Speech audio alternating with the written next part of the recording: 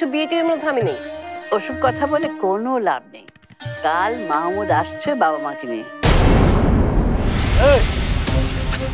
রুমির নামে স্যারের কাছে কি কি বলেছেন সব ঠিক মতো বলেন, না হলে কিন্তু। সত্যি বলতাছি, আমি কিছু বলি নাই। আবার মিথ্যা কথা। কাল সকালে নাস্তার টেবিলের সময় মতো আমি তোমাকে দেখতে চাই, 8:30 AM। ভাইয়া কোথায় তুই? এখন আর ডাইনিং এর কাজ নেই, এখানে খেয়ে নে। ও খাবার নিয়ে এসছিস? দাঁড়া। আচ্ছা শুন, টাকাটা রাখ। কি আছে রে? ওয়াও, কাচকি মাছের চচ্চড়ি, আমার ফেভারিট। তুই পছন্দ করিস তাই মা রান্না করেছে।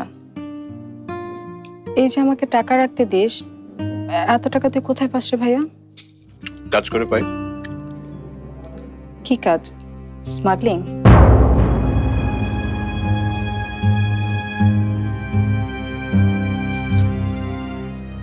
শেষ পর্যন্ত তুইও আমাকে সন্দেহ করলি?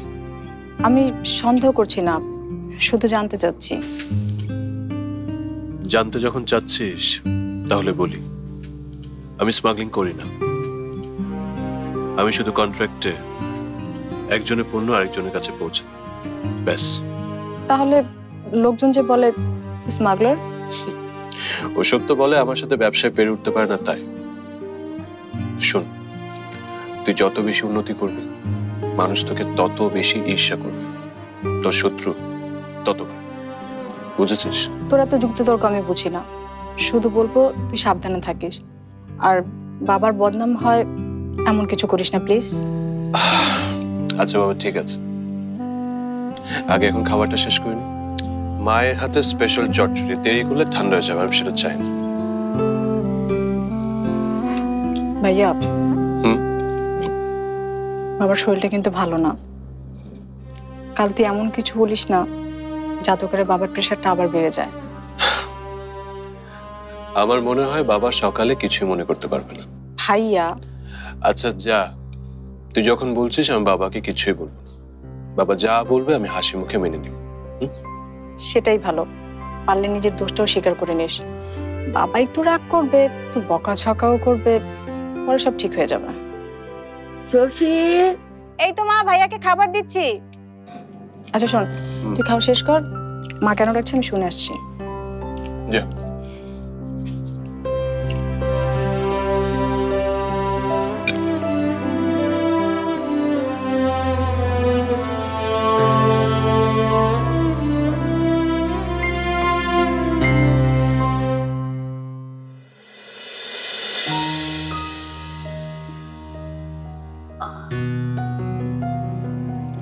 মেঘ বর্ষা ওরা এখনো আসছে না কেন? আচ্ছা আসগর, মেয়েদের সাথে কথা বলার সময় তোর মুখটা রাগে রাগে হয়ে যায় কেন রে বাবা? ও মা, আমার দিয়ে হিটলারের মতো করে তাকাচ্ছে। তোর যদি গোফ থাকতো না, একেবারে হিটলারের মতো লাগতো তোকে দেখতে। মা, সবসময় এরকম হিটলার হিটলার করো না। হিটলারের একটা নীতি ছিল, বুঝলে? সময় জ্ঞানটা তার খুব ভালো ছিল, যেটা তোমার নাতনিদের মধ্যে একদম নেই। এই জন্য ওরা তোর কাছ থেকে দূরে সরে যাচ্ছে। সব সময় শুধু নিয়ম আর নিয়ম। এই বয়সটা তো ওদের নিয়ম ভাঙার।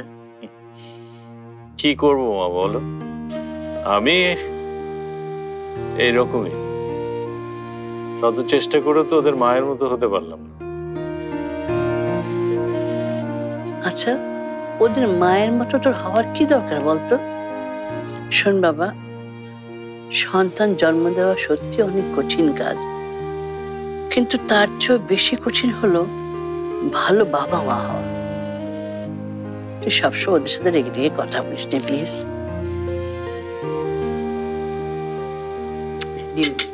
এসো এসো এসো এসো। আয়, দেরি হয়ে গেল, বস বস, খেতে বস। এ না, মামলে দে। হ্যাঁ শোনো, আজ বিকেলে কিন্তু বাড়িতেই থেকো। মোকারম আসবে ওর পরিবারের সবাইকে নিয়ে।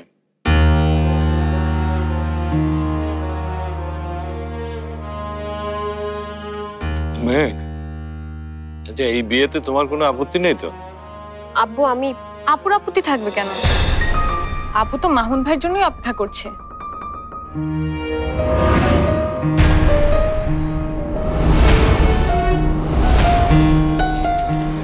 কোথায় যাচ্ছিস ডাকে?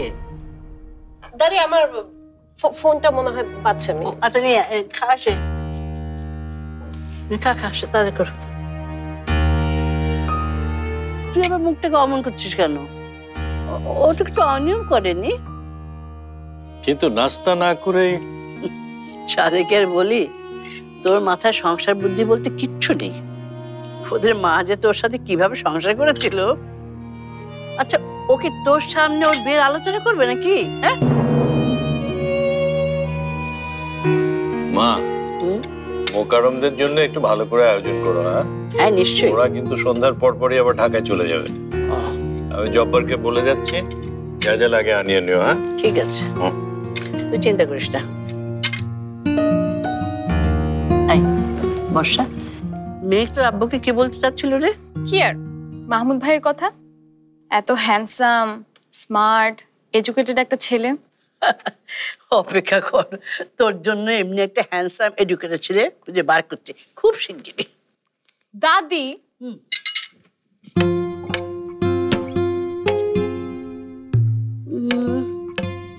সে তো দুবনের হলো কি? দুজনেই কেমন ডেকে বেগে চলে গেল।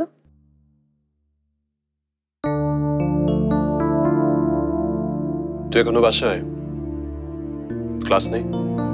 আছে, বাবার সাথে তোর কথা হয়ে গেলে তারপর যাব।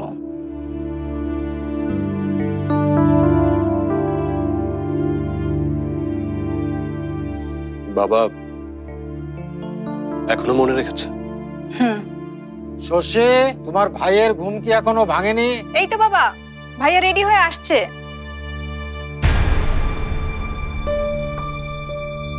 প্লিজ ভাইয়া রাগারাগি করিস না, বাবা যা বলে তাই শুনিস, আর বাবার শরীরের কথাটা মাথায় রাখিস। মা, মা কি আছে ওখানে? হুম।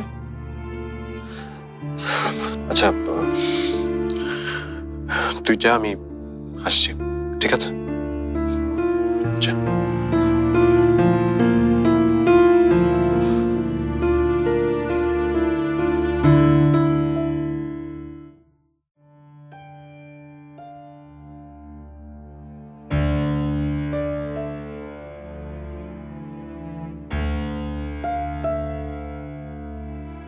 শোনো, তুমি আমার ছেলেকে যা খুশি তাই বলো, আমি বাধা দেব না, কিন্তু যা বলবে বাবা হয়ে নিজের ছেলেকে বলবে, কলেজের রাগী প্রিন্সিপাল হয়ে ছাত্রকে বলবে না।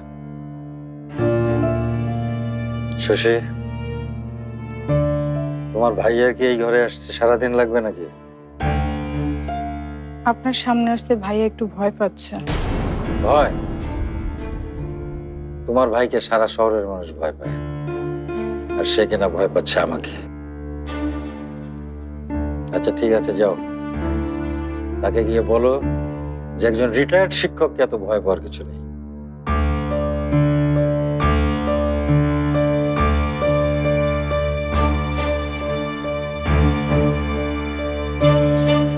দাঁড়িয়ে আছিস কেন? বস।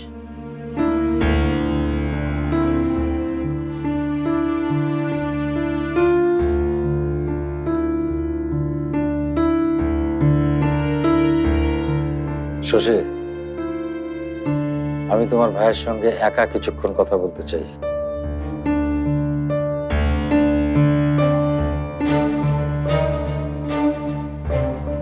সেজন্য তুমিও যাও। কিন্তু তুমি না কাল বললে যা বলবে সব আমার সামনে বলবে। বলবো, কিন্তু তার আগে আমি ওর সঙ্গে একা কিছুক্ষণ কথা বলতে চাই। তোমার ভয় নাই? তোমার ছেলে মনে আঘাত পায় এমন কিছু আমি বলবো না।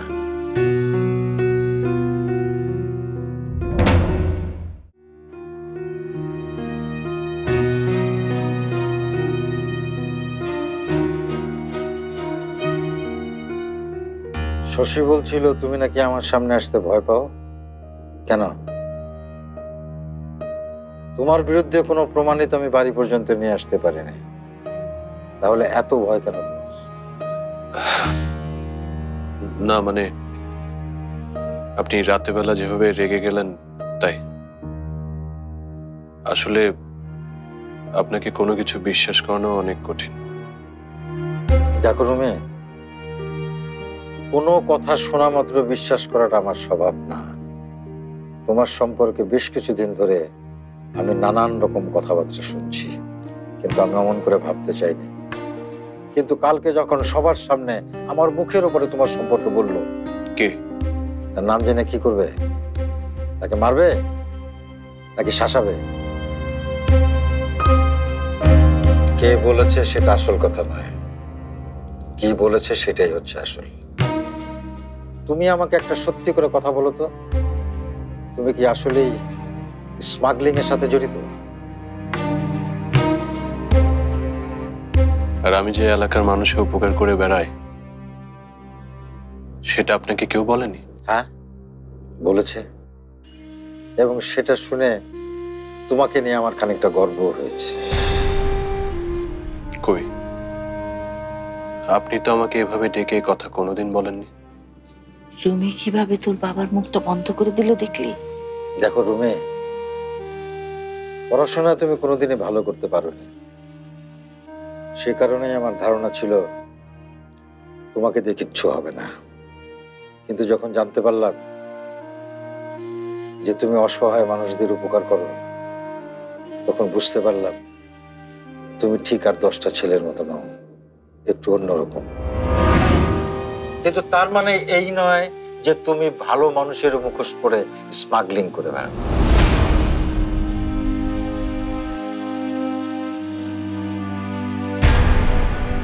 কথা বলছো না কেন? আমাদের পরিবারের মান সম্মান নষ্ট হয় এমন কাজ তুমি কি করে করলে? মানুষের ক্ষতি হয়েছে এমন কোনো কাজ আমি কোনোদিন করিনি বাবা। তাহলে মানুষজন তোমার নামে এই সমস্ত কথা কেন বলছে? যারা বলছে তারা হয়তোবা আমার সাথে কন্ট্রাক্টরিতে পেরে উঠে নেয় বলেই বলছে বাবা। যারা আমাকে এই সমস্ত কথা বলেছে তারা কেউ কন্ট্রাক্টরি করে না, সুতরাং মিথ্যা কথা বলার কোনো কারণ আমি এখানে দেখছি না। তোর বাবা আজ রাখছে না কেন? রুমে, তেলে আর জলে কখনো মিল হয় না, তেমনি একজন সৎ মানুষ একজন অসৎ মানুষের সাথে একই ছাদের নিচে থাকতে পারে না।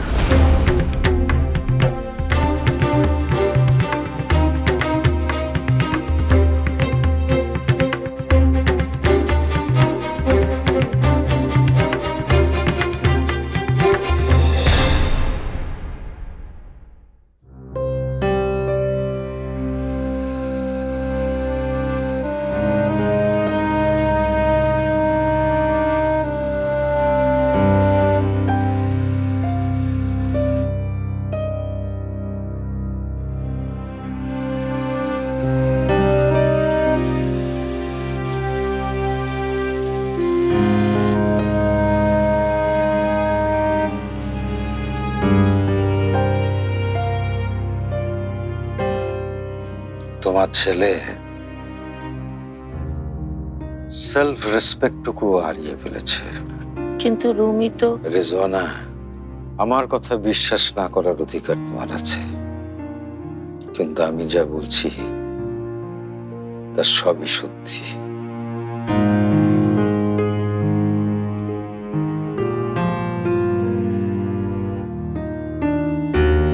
দেখো, ছেলেটার মুখের দিকে তাকিয়ে দেখো,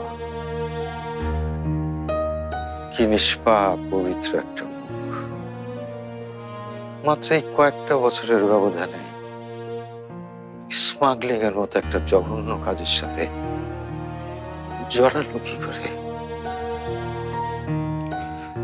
আমি তো জীবনে কারো কোনো ক্ষতি করিনি, কোনো অন্যায় করিনি, একটি পয়সা অসৎভাবে আয় করিনি, তাহলে উপরওয়ালা আমার উপর এমন শাস্তি দিচ্ছেন কেন? বাইরে আমি যত কড়া শিক্ষকই হই না কেন রিজওয়ানা, জীবনের পরীক্ষায় আমি শুধুই একজন ফেল করা ছাত্র।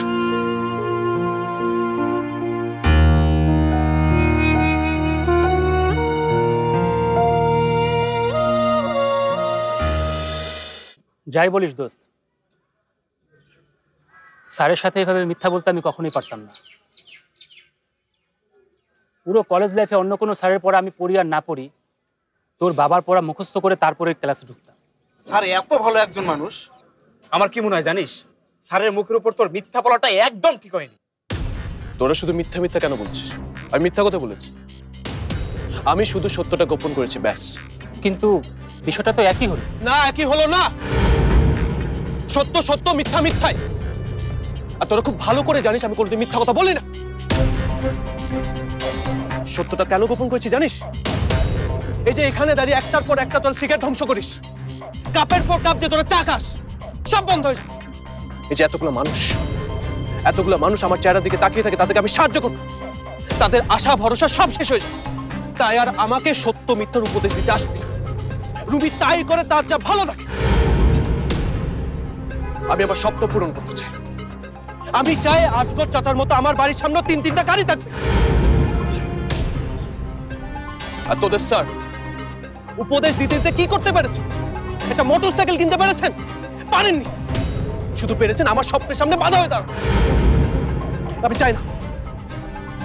চাই না আমার বাবার মতো হতে। আমি চাই অনেক বড় হতে, অনেক বড়। যতটা বড় হলে আজগর চাচা আমাকে সম্মান দিয়ে কথা বলবে ততটা বড়। আর তোরা মামুন, রুবেলকে 1 কাপ চা দিতে। ভাই আনতেছি।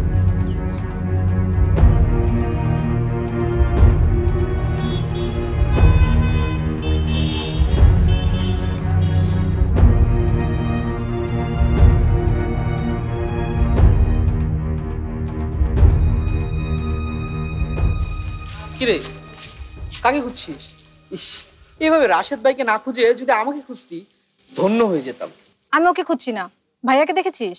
রুমি ভাই এইখানে? উনি তো ভার্সিটি ছেড়েছে বছর খানেক, তবে মাঝে মাঝে গেটের বাইরে দেখা যায়। কিরে, এই যে তোর আসল মানুষ এসে গেছে, আমি গেলাম। কি ব্যাপার, তুমি এখানে? আজ না তোমার প্র্যাকটিক্যাল ক্লাস? ভাইয়াকে দেখেছো? না, তুমি তো জানোই রুমি লেখাপড়া ছেড়ে দেওয়ার পর আমি ওর সাথে ঘোরাঘুরি বন্ধ করে দিয়েছি। না মানে গতকাল সন্ধ্যায় আমার সাথে দেখা হয়েছিল, রেস্টুরেন্টে খাওয়াতে চাইলো, কি যেন করে অনেক টাকা পেয়েছে। আমার টিউশনি ছিল, আমি যেতে পারি। আমার সাথে একটু চলো তো, কথা আছে। আমার তো এখন ইম্পর্টেন্ট একটা ক্লাস আছে। তুমি যাবে কি না? ঠিক আছে, চল।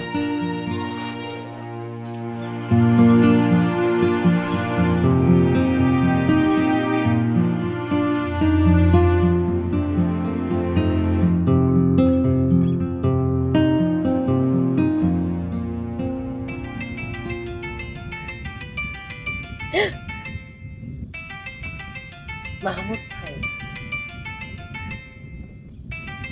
বর্ষা কি ধর? আমি ধরবো না, তুই ধর। আপু তুইও না। হ্যালো মাহমুদ ভাই। মেঘ কোথায় বর্ষা? আমি তো বলেছি ওর কথা রাখবো, ও ফোন ধরলো না কেন? না আসলে আপু খুব লজ্জা পাচ্ছে তো তাই। এতে লজ্জা পাওয়ার কি আছে? আমি আঙ্কেলকে ফোন করে সব ম্যানেজ করে ফেলবো, বলবো আমি জরুরি কাজে দেশের বাইরে যাচ্ছি, ফিরে এসে এঙ্গেজমেন্টটা সেরে ফেলবো। কি ভালো বুদ্ধি করেছি না? খুব ভালো বুদ্ধি করেছেন মাহমুদ ভাই, থ্যাংক ইউ সো মাচ। আরে থ্যাঙ্কস দিতে হবে না, তুমি শুধু মেঘকে আমাকে ফোন দিতে বলো। জি বলবো, এখন রাখছি।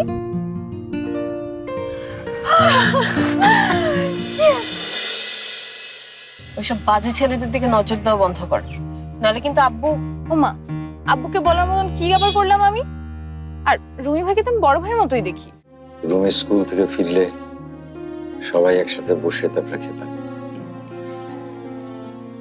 আর কোনো কারণে রুমি যদি দেরি করতো, তুমি না খেয়ে কলেজে চলে যেতে। মা তুমি টেনশন করো না তো, মাহমুদ দেশে ফিরলেই ওরা এসে মেঘকে আংটি পরিয়ে দিয়ে যাবে। কোনো সমস্যা ভাই?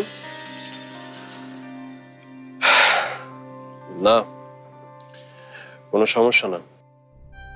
জামিল বলল বাস স্ট্যান্ডে নাকি পুলিশের চেকিং চলবে।